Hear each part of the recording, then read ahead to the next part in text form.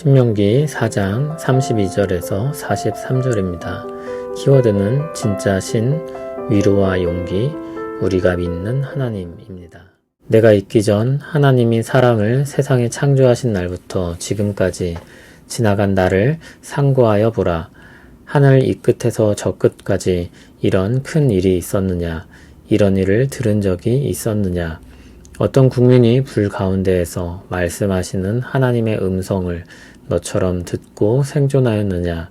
어떤 신이 와서 시험과 이적과 기사와 전쟁과 강한 손과 편팔과 크고 두려운 일로 한 민족을 다른 민족에게서 인도하여 낸 일이 있느냐?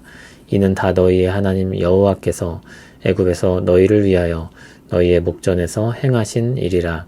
이것을 내게 나타내심은 여호와는 하나님이시요 그 외에는 다른 신이 없음을 내게 알게 하려 하심이니라. 여호와께서 너를 교훈하시려고 하늘에서부터 그의 음성을 내게 듣게 하시며 땅에서는 그의 큰 불을 내게 보이시고 내가 불 가운데서 나오는 그의 말씀을 듣게 하셨느니라. 여호와께서 내 조상들을 사랑하신 고로 그 후손인 너를 택하시고 큰 권능으로 친히 인도하여 애굽에서 나오게 하시며 너보다 강대한 여러 민족을 내 앞에서 쫓아내고 너를 그들의 땅으로 인도하여 들여서 그것을 내게 기업으로 주려 하심이 오늘과 같으니라.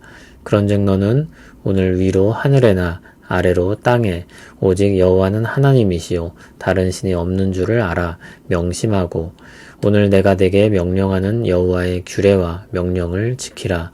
너와 내 후손이 복을 받아 내 하나님 여호와께서 내게 주시는 땅에서 한없이 오래 살리라.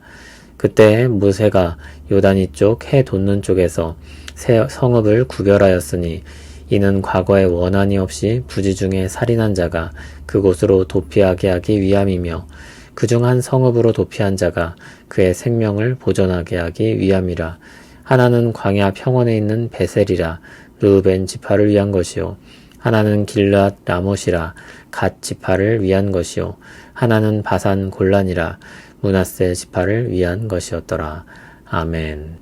앞에서 우상에 대한 경고를 했었습니다. 가짜 신을 섬기는 어리석은 죄에 대한 경고였습니다. 그럼 진짜 신이신 하나님은 어떤 분이신가? 오늘 말씀은 진짜 신이신 하나님을 제시하고 있습니다.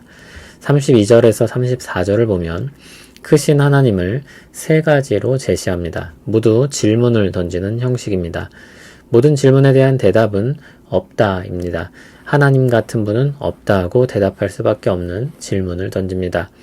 32절을 보면 온 세상의 역사를 훑어보라고 말하며 하나님이 펼치신 역사와 같은 것이 없다고 말씀합니다. 모든 것과 비교하여 우위에 있다고 하니 최상급의 표현입니다. 모든 역사를 다 살펴봐도 하나님이 행하신 일과 같은 것은 없다는 것입니다. 33절을 보면 그와 같이 크신 하나님이 이스라엘 백성들에게 나타나셨는데 그들은 그 거룩하신 하나님을 만나고도 살았습니다. 거룩하신 하나님 앞에 선다는 것은 모든 것을 아시며 심판하실 하나님 앞에 서는 것입니다. 운전하는 사람들이 경찰을 보면 은연중에 혹여나 무언가 걸릴 것이 없나 긴장감을 가지곤 합니다. 경찰은 운전자를 판단하고 벌을 내릴 수 있기 때문입니다. 하나님 앞에 선다는 것은 그와 같은 긴장감을 주는 것입니다. 두려운 것입니다. 이스라엘은 그 자리에서 모든 것들이 드러나서 판단받고 하나님은 즉각 상벌을 내리실 수 있습니다. 이스라엘의 역사를 기억한다면 그들은 멸망당할 수밖에 없는 처지입니다. 그런데도 하나님을 만나고 살았다는 것은 하나님의 은혜가 놀랍도록 크다는 것입니다. 34절을 보면 어떤 신이 와서 한 민족을 다른 민족에게서 인도하여 낸 일이 있느냐고 했습니다. 답은 없다는 것입니다. 애굽에서 이스라엘의 눈앞에서 행하신 구원의 역사, 그와 같은 일을 행하실 하나님은 하나님밖에 없습니다. 35절을 보면 그 역사를 나타내신 것은 여호와께서 진짜 신이시며 다른 신이 없다는 것을 보여주기 위한 목적이며 증거라고 했습니다. 모든 역사는 백성들이 하나님을 진짜 하나님으로 알게 하도록 하기 위해서 하나님께서 나타내신 일들이었습니다. 하나님은 사랑으로 백성들을 택하시고 구원하십니다. 그리고 좋은 땅으로 그들을 인도하시고 그 땅을 얻게 하십니다. 그러므로 그 어디에도 여호와 하나님 외에 다른 신이 없다는 것을 명심하고 하나님의 명령을 지키라고 했습니다. 그러면 그 땅에서 한없이 오래 살 것이라고 약속했습니다. 그리고 나서 도피성에 대해 말하는데 좀 갑작스럽게 느껴질 수 있습니다. 그러나 이 역시 하나님의 위대하심을 말하는 연장선에서 읽을 수 있습니다. 새로운 세대를 향해 위대하신 하나님을 믿고 나아갈 것을 명령하고 독려하는 맥락이었습니다. 거기서 도피성을 이야기한다는 것은 은혜로우신 하나님의 역사가 그들 가운데 계속되고 있음을 보여주는 것입니다. 도피성은 요단강을 기준으로 동편에 세 성읍, 그리고 요단강의 서편에 세 성읍이 있었습니다. 41절에 요단 이쪽, 해 돋는 쪽은 요단 동편을 가리킵니다. 도피성으로 구별된 6성읍은 부지 중에 살인한 자가 도망칠 수 있는 곳이었습니다. 거기서 그들은 생명을 보존할 수 있었습니다. 사람의 연약함으로 말미암아 생명이 끝나지 않도록 하나님께서 손을 펴서 마련하신 장치였습니다. 하나님께서 그들의 생명을 이어갈 수 있게 하심을 믿고 살도록 하신 하나님의 배려입니다. 이스라엘은 하나님을 힘입어 은혜 가운데 생명을 이어갈 수 있었습니다.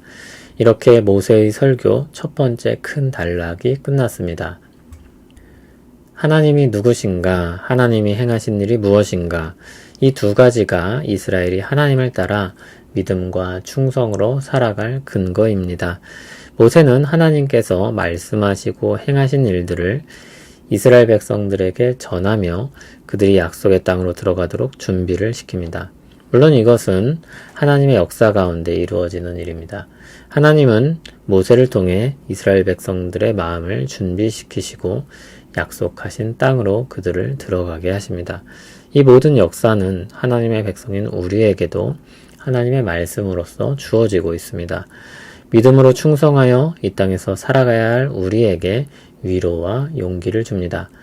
하나님이 선하고 의로우시며 은혜로우심을 보게 합니다. 그리고 그분이 행하신 모든 일이 그것을 증거하고 있음을 깨닫고 더욱 신뢰하게 합니다. 그와 같은 일을 행할 신이 없다는 것을 명심하게 하고 유일하고 확실한 진짜 신을 따라 살게 합니다. 또한 우리에겐 이 땅에 오신 그리스도로 말미암아 하나님의 증거가 더욱 견고하고 확실하게 주어집니다. 그리스도의 십자가를 바라보게 합니다. 하나님께서 그리스도의 십자가를 통해서 사탄의 나라에서 하나님의 나라로 나오게 하셨습니다. 그 일을 위해 하나님께서 친히 오셨고 우리를 대신하여 모든 죄의 짐을 지셨습니다. 그와 같은 신이 없습니다. 위대하신 하나님이 미천한 우리를 구원하기 위해 우리와 같이 되셔서 죽으셨습니다. 그와 같은 사랑이 없습니다. 우리가 믿는 분이 누구신가에 따라 우리 믿음의 가치가 달라집니다. 우리가 열심히 믿는지에 달린 것이 아니라 우리가 믿는 하나님이 진짜냐에 달린 것입니다. 예를 들어 아주 값비싼 작품을 소유하고 있는 사람이 그 작품을 아주 공들여 보존하고 관리한다고 생각해 보십시오. 그런데 만일 그 작품이 가짜라면 어떻게 되겠습니까? 그 모든 수고가 헛될 것입니다. 거기에 쏟은 모든 마음과 시간이 허무할 것입니다. 우선적으로 중요한 것은 내가 믿는 대상이 참되냐는 것입니다. 성경은 하나님이 참되시다고 계속해서 증거합니다. 근거가 될 역사들을 계속해서 말합니다. 하나님은 참 하나님이십니다. 우리가 믿고 의지할 분이시며 우리 믿음을 가치 있게 하실 신이십니다. 하나님만이 참 신이심을 믿습니다. 하늘의 하나님이 우리를 위해 이 땅에 오셨음을 믿습니다. 우리를 위해 우리와 함께 하시고 이끄심을 믿습니다. 우리 믿음의 고백을 올려드립니다. 위대하신 삼위일체 하나님만 영광 받으시옵소서. 연약한 백성들을 돌보실 줄 믿사오며 오늘의 은혜를 풍성히 내려주시길 기도합니다. 예수님 이름으로 기도합니다. 아멘.